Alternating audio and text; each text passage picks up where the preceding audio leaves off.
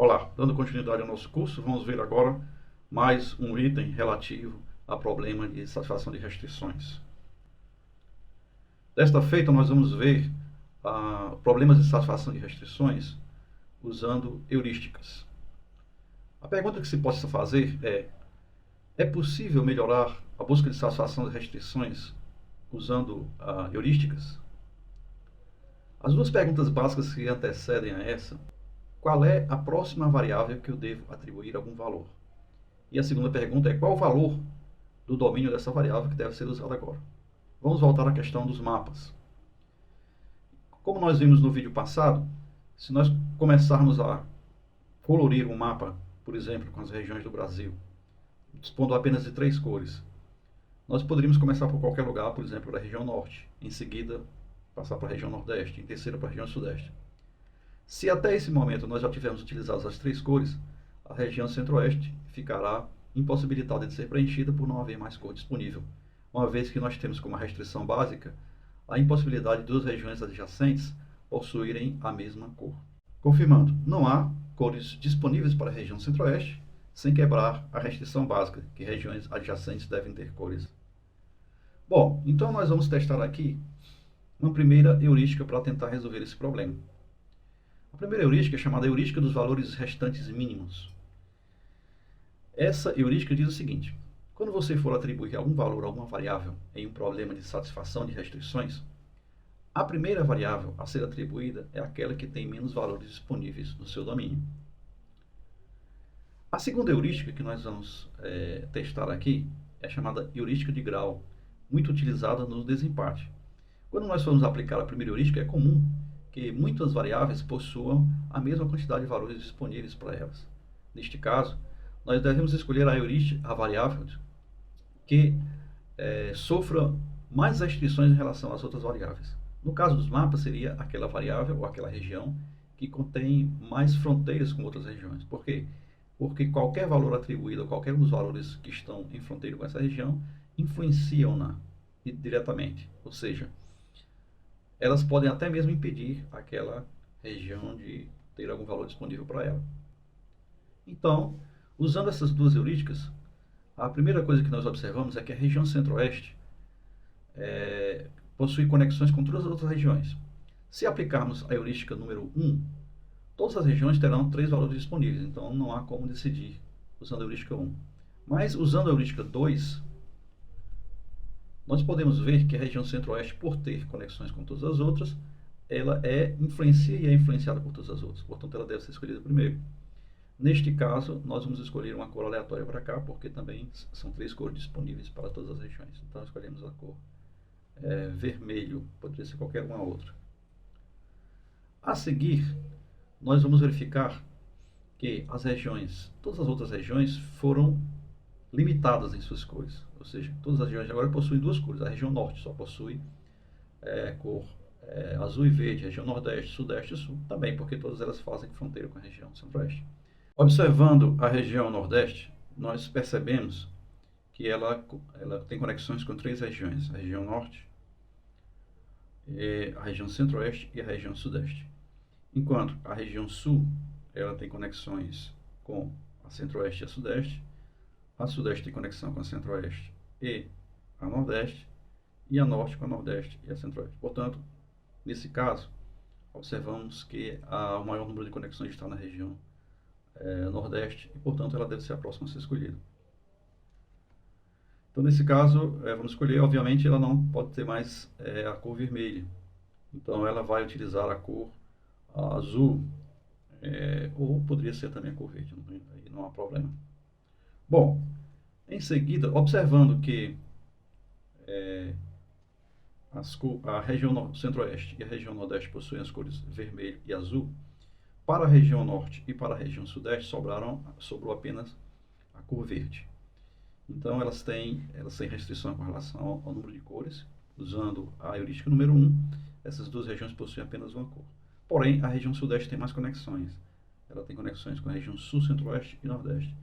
Então, se a região sudeste possui mais conexões, ela tem prioridade para desempatar com a região norte. Então, nós colocamos a cor verde, que é o que sobra aqui para a região sudeste. O que sobrou para a gente aqui? Nós vamos ver tanto a região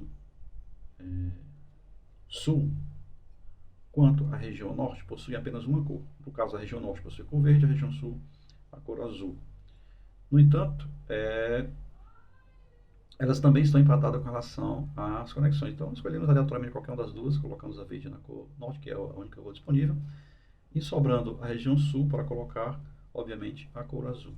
Observe que nós seguimos diretamente, desde a primeira vez que pintamos a região nordeste até a última vez que pintamos uma região, que foi a região sul, não houve retrocesso, não chegamos ao ponto de necessitar recomeçar ou voltar atrás em uma das escolhas feitas. Portanto, essas duas heurísticas nos levam à solução de um problema sem retrocesso. Nós usamos duas heurísticas, uma para selecionar a região, ou seja, a variável, no caso é a região. A segunda heurística para desempatar, em caso de empate, escolhendo uma coisa chamada heurística de grau, que é uma forma de você selecionar a região que está mais influenciada pelos outros, digamos assim. Agora, se nós tivermos uma situação em que nós temos que escolher o valor, né? Então, que valor escolher? Nós escolhemos aqui aleatoriamente, vermelho, azul ou verde. Mas existe uma forma também de facilitar isso aí. Imagine, por exemplo, que nós tínhamos começado daquela forma, o azul, vermelho e verde. Então, o que seria para essa cor aqui? Não dá, né? Então, se nós escolhermos azul, vermelho e verde para cá, não dá para vir para cá. Agora, se nós tivéssemos mudado a cor para azul aqui também, então sim, nós poderíamos colocar o verde aqui. Então, nós descobrimos que a própria escolha dos valores para as variáveis pode implicar na restrição total de uma variável ou de outra.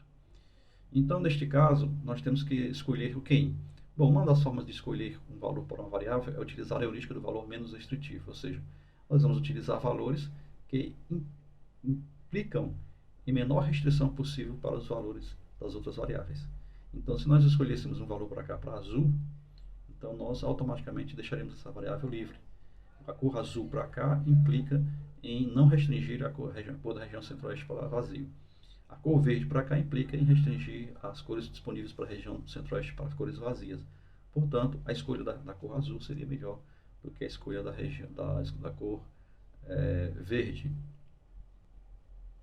Então, é possível detectar previamente problemas antes de aplicá-los na prática? Bom, então nós vamos ver agora algumas formas de fazer a verificação prévia. A verificação prévia, ela consiste basicamente em manter uma lista de valores remanescentes para variáveis ainda não atribuídas e ir atualizando à medida que você for escolhendo valores para as variáveis. Quando se não houver mais valores válidos, então você termina a busca. Então é um processo em que mantém um controle sobre os valores das variáveis. Imagine que você está aqui no mapa, vamos começar o processo. Cada uma das variáveis aqui, a primeira, a segunda, a terceira, a quarta, a quinta, cada uma das regiões possui 3 valores válidos disponíveis para começar o processo. A seguir, quando eu escolho o valor para uma região, eu fixei automaticamente os valores daquela região e, portanto, implica que os valores das outras regiões terão que ser modificados. Então, o valor da região nordeste já não admite mais o azul. O valor da região 3 também já não admite mais o azul. Então, essas duas regiões agora possuem apenas 2 valores válidos.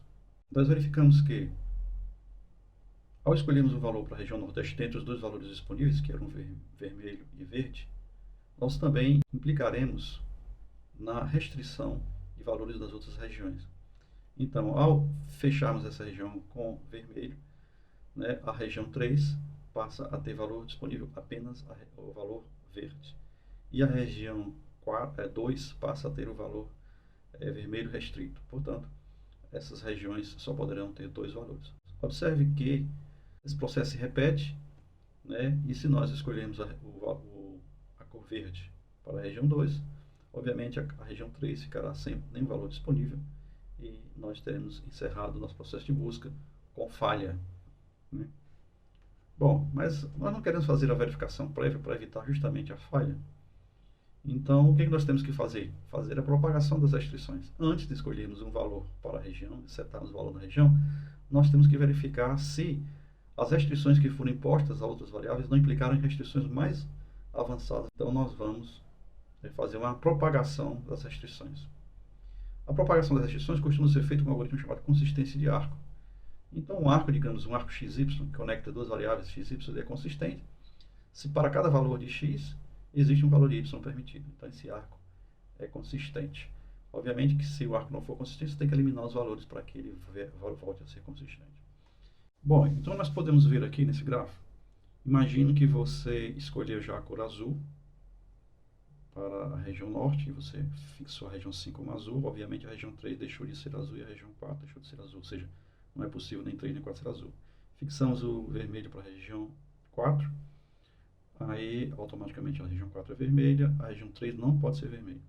Obviamente também a região 2, então a região 3 e a região 2 deixam de ser vermelha. Agora, o que sobrou depois dessa assertiva é que a região 3 está com valor remanescente verde e a região 2 está com valores remanescentes verde e azul. A consistência entre as duas, vamos ver. Para cada valor que tem na região 3, nós temos que ter um valor disponível na região 2. Existe sim um valor disponível, que é o azul, porém não o verde. O verde está inconsistente com relação 3. Então esse valor deve ser eliminado da região 2. Ok, então agora nós temos o arco perfeitamente consistente.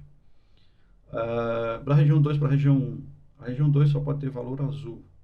Portanto, a região 1 tem valores vermelho, verde e azul. O azul não pode permanecer na região 1, então nós temos que eliminar o azul. Agora, voltando entre a região 3 e a região 1, a consistência plena entre as duas regiões, verde está na região 3, a região 1 não pode ter verde também, porque são adjacentes, portanto, a região 1 tem que ser removido o elemento verde.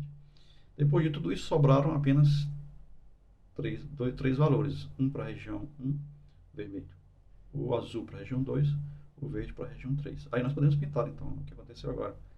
Nós só pintamos depois que tivermos feito a inteira propagação das restrições através do que nós chamamos de consistência do arco. Daí o algoritmo nada mais é do que verificar se para cada um dos valores remanescentes nas variáveis seguintes há valor disponível em todos os outros. Então você compara uns com os outros e verifica se existe plena consistência entre todas as variáveis. Como é que nós faremos a propagação de restrições com as N rainhas? Com o problema das N rainhas, nós temos aqui um tabuleiro pequeno para ilustrar isso aqui.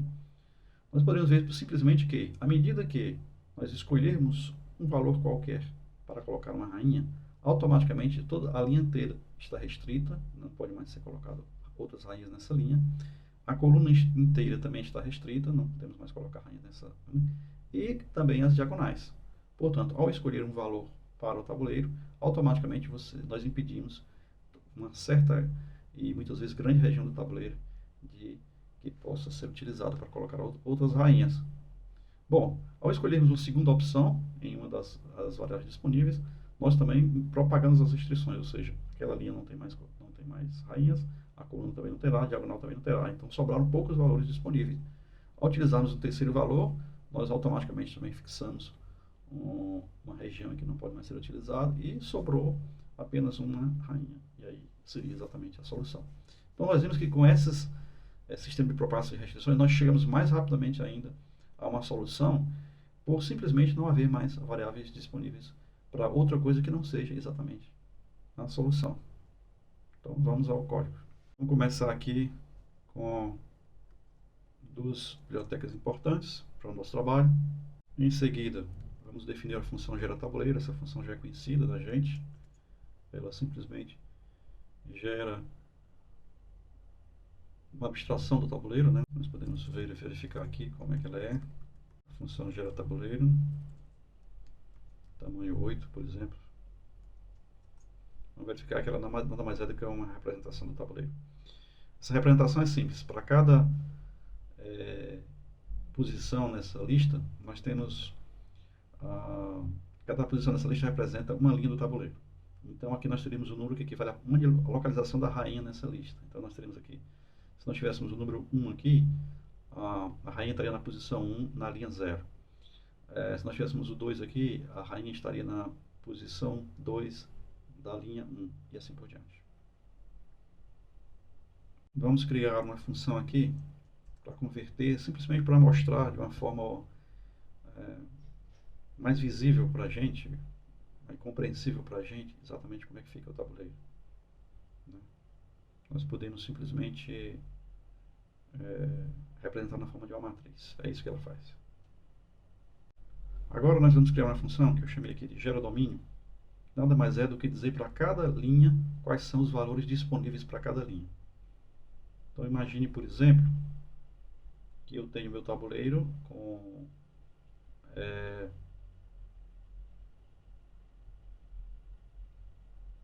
4 rainhas, 8 rainhas.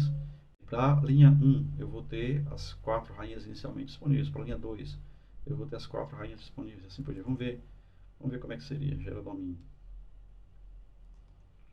geraDomínio com 4. Então seria algo do tipo assim. Então para cada linha eu tenho 4 valores disponíveis.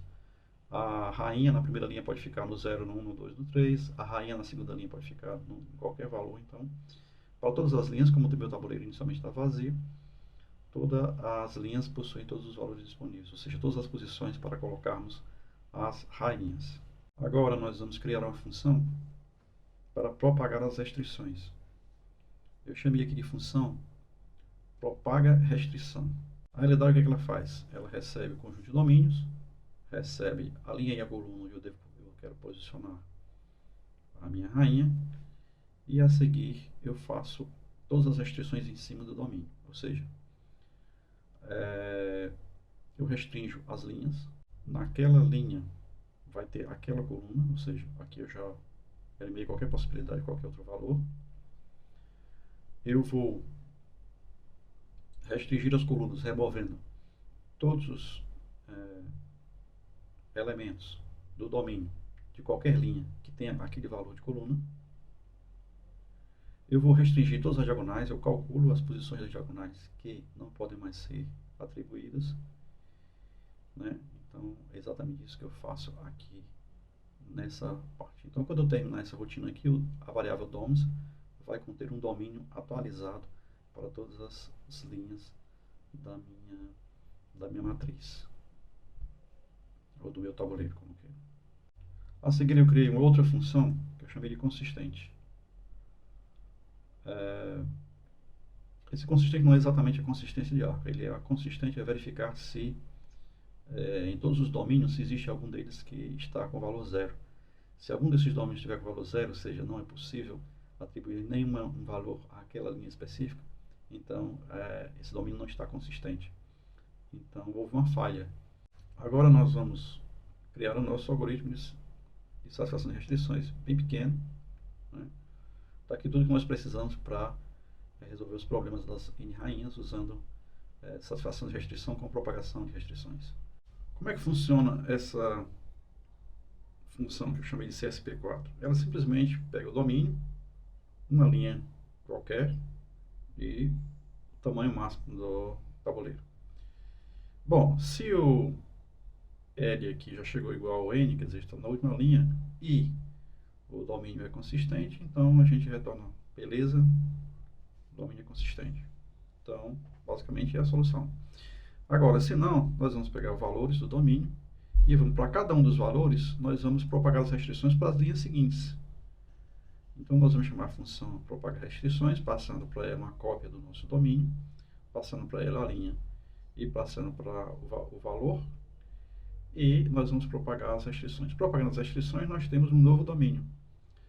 Esse novo domínio, nós simplesmente utilizamos para chamar a função recursiva, que é essa mesma aqui, e ajustá-la para a frente. É só isso que nós fazemos. Se esse retorna um valor, ele pode retornar true ou false. Se ele retornou true, então simplesmente é porque ele encontrou uma solução e retorna, passa esse valor para a chamada. Vou testar. Vamos gerar um domínio aqui de um tabuleiro de 8 e vamos aplicar esse algoritmo que nós acabamos de fazer e ver o que dá. Bom, imediatamente nós temos a resposta. Então está aí as posições das rainhas possíveis para cada uma das linhas de um tabuleiro 8x8. Vamos melhorar um pouco essa função para a gente poder visualizar melhor. Aqui eu tenho a função seleciona SP, que vai usar todos os algoritmos que nós usamos agora para gerar um domínio, aplicar o algoritmo CSP4 em cima desse domínio e vai converter para que a gente possa visualizar melhor. Então vamos executar esse soluciona CSP.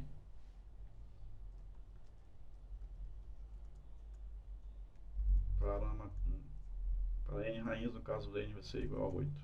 Olha só. Imediatamente nós obtivemos a solução aí para as 8 por 8. Nós podemos solucionar também, sei lá, para 16. Observe, não houve corte aqui nesse vídeo. Então foi exatamente esse o tempo que ele levou para solucionar 16 rainhas. Então é um algoritmo bastante eficiente e bastante rápido.